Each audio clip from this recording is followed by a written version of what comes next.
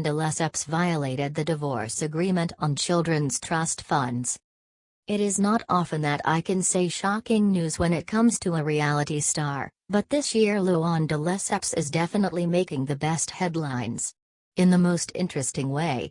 The latest is that Luann is being sued by her ex-husband and children for allegedly violating the divorce agreement on the children's trust funds.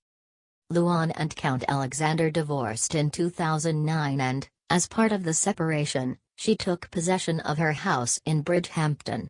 Subsequently, Luann sold the house for $8 million to buy a smaller house in Sag Harbor for $3.1 million.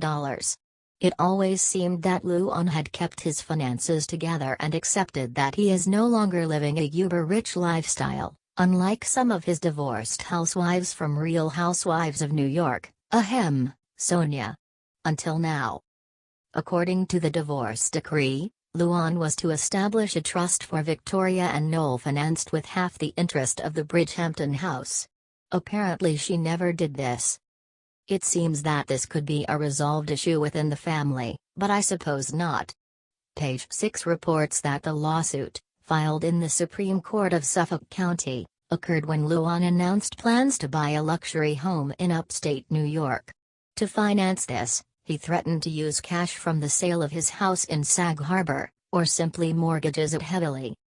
The lawsuit requests that a judge issue a court order that prevents you from selling or obtaining a loan at the Sag Harbor home, because legally half of the house is legally owned by your children.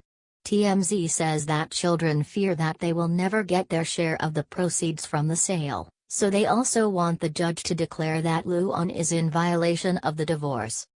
This is shocking considering how close Luann seems to be with his children, and also the kind relationship he has with his ex. In fact, they all spent the 4th of July together. I hate to see families crumble for the money. What's going on?